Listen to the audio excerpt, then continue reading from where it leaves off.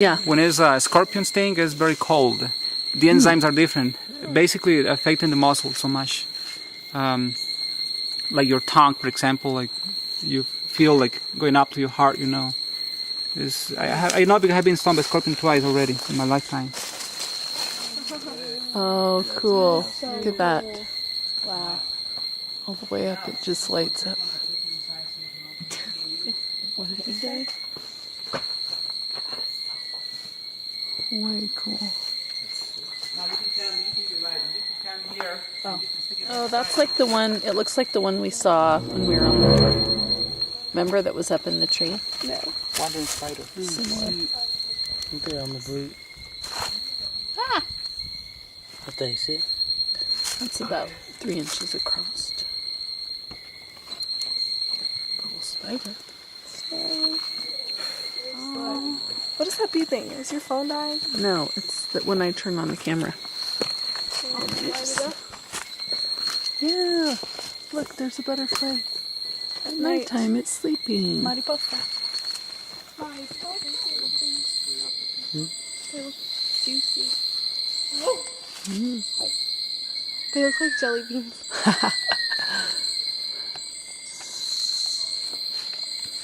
Oops, wrong direction. Hi, Taylor. Hi.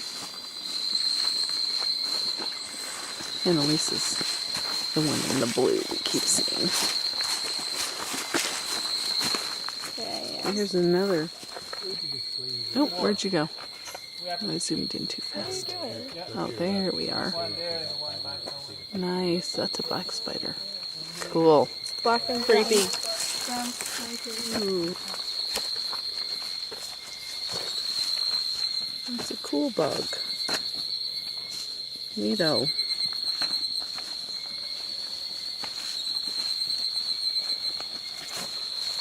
They're leaving. You feed them, but we normally eat like 5, no more. Because in some cases you eat more, you put in your stomach. You have to run to the bathroom. I don't know for you, maybe the effect is only one. That's true. Yeah, but you said you eat it back. Pretty valid. You said if you eat a lot. That was like constellation. We're looking for the quetzal today. It's the national bird. Has 2 long feathers, and there's a nest in there, in that hole under the ferns. And we're kind of just waiting to see if it'll, come out so we can see it. So here's our crew this morning. There's Xander. Hi, Xander. And our fearless leader, Mr. Pendel. We're all watching, waiting for, hopefully, to see the quetzal. Okay. You get sunburned, there's the sand gets sticky, that stuff. Stay there. But we're marketing green in our country. So this is it. This is what I offer you to see. This is your stuff. Okay. So Costa Rica in biodiversity is uncomparable. Okay. First, because we have no army, so it makes a very attractive country to visit. We have such a great high literacy rate in education. And Costa Rica is between Panama and Nicaragua, which it makes a biological corridor, a biological bridge too. So that means birds and mammals, they come across this country and going up to north and up to south. Okay, now it's our turn with the dust. Hummingbirds, they're a polygamy. You know what that means? Yep. Oh, they call it also polygamous or polygamy. We have a monogamy and polygamy. Poly means many. So hummingbirds that we're gonna see maybe later a nest. I know where he is, or I know where she is because actually she's the one in charge of all the job, all the work. Okay, and the male, she just like in the very beginning, he is flirting, trying to convince the female. You got it? Oh yeah, that's a kite. It's called a double-tooth kite. Double-tooth kite. Oh, I'm so sorry. No.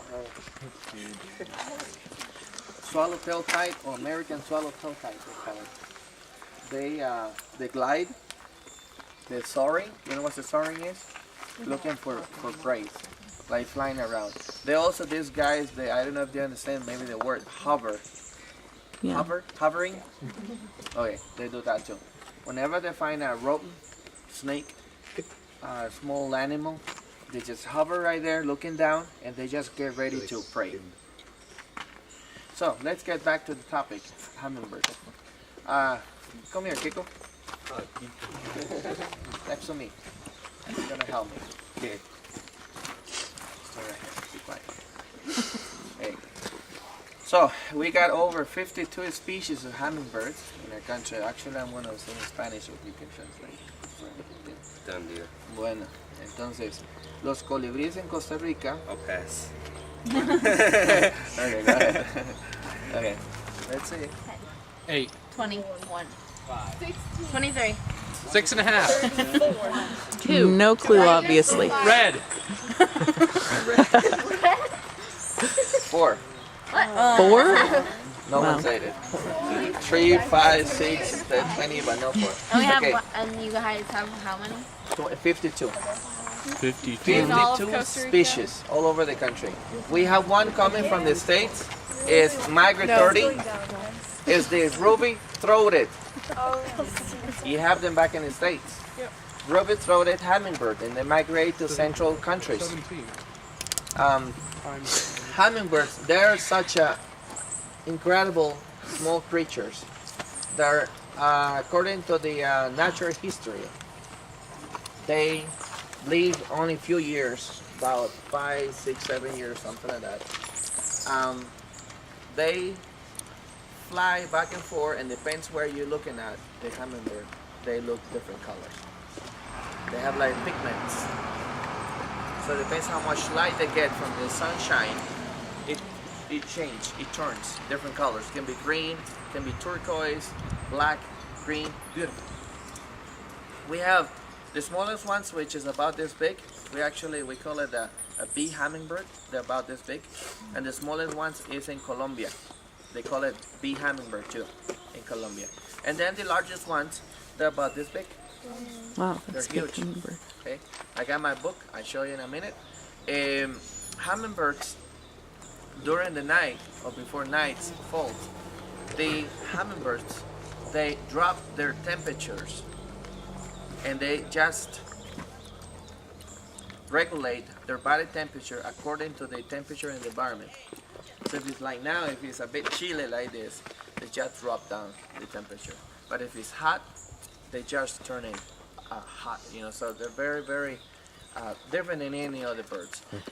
They have a very, very long tongue that they can lick nectar from flowers, but at the same time they carry mites on their bills. So when they're moving back and forth from a flower to flower, the mites, they're getting off and getting on their bill, so they have a free transportation to go from flower to flower. And mites are very important to pollinate flowers. Mites, you know what mites are? Okay. Their hearts beat over from 600 to 1,000 times per minute. Wow. Just think about how fast that the heart goes. Okay. Like I was explaining before, hummingbirds, they're polygamy. They just convince the female with the nice flying and dancing. Okay.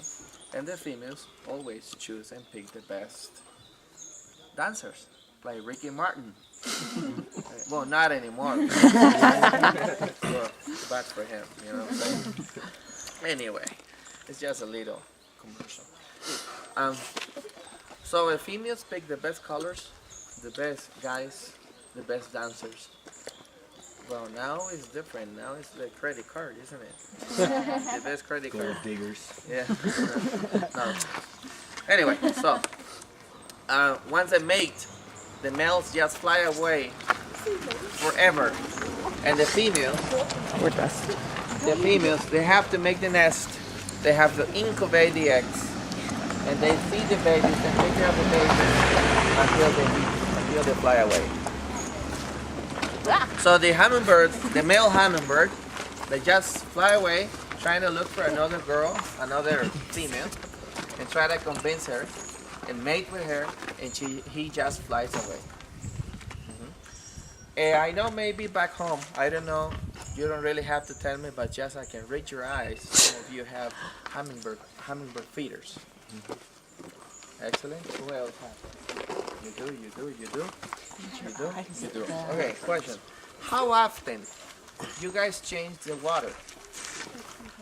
Like on a That's why we have teachers and guides to explain you and teach you how much wrong you're doing to the environment. 2 years ago, they found out in Monteverde that if you don't change the water twice a day, just listen about this. How bad you're doing to the hummingbirds. Their liver crystallizes and they get cirrhosis and they die later. They get they puff off the liver, huge, because the sugar from the water, okay, and they explode later inside. Like a bomb? Like a bomb? Yeah, they go Well, inside. not like that, not dramatic, like that, but yes, they die. So I know you buy that in veterinarians, or you just mix sugar and water, okay? But you need to change twice a day. And not only that, listen about this. It's fine when you have gardens and you have flowers and everything, but when you have no blooming season, hummingbirds, like any other animals, they get so lazy.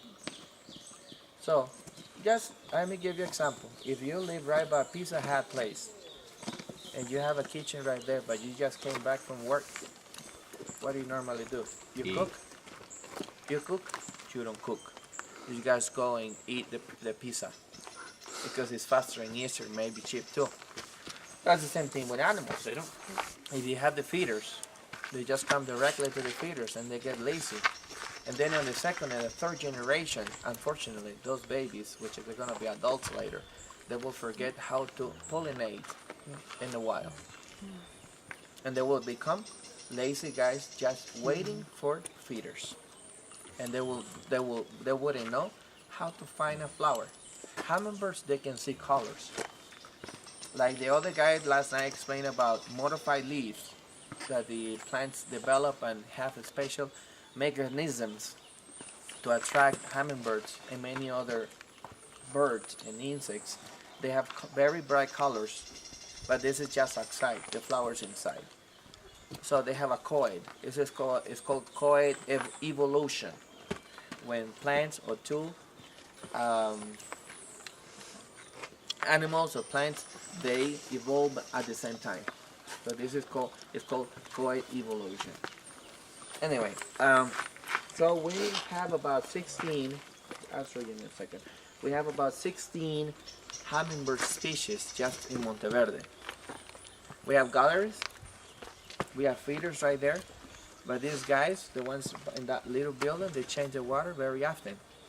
Because going back to the topic, you need to change the water at least twice a day. So why do you have to change the water? How does that make it different? Okay, the thing is the water fermented from the sugar. Yeah. But if you change it every 2 hours, you will get rid of the sugar. And you have a fresh water with sugar. But if they drink the water with like already fermented, it's like when you drink alcohol, this famous moonshine. Yeah. You know what moonshine is, right? It's almost 100% alcohol. You drink one shot and you're like a drunk bee. I know it's right in here somewhere. You see, Diego? Yeah, you can't. Yeah, that's it right there. You see it? Okay, now let's go up. See it? That's the pin. You see it on here, Ryan? Barely. Right there. That thing right there. Do you see it, Emma? No. I see it. That bird right there. Yeah, I see it. Man, how come I can't see it? That's cool. Let's see if we get.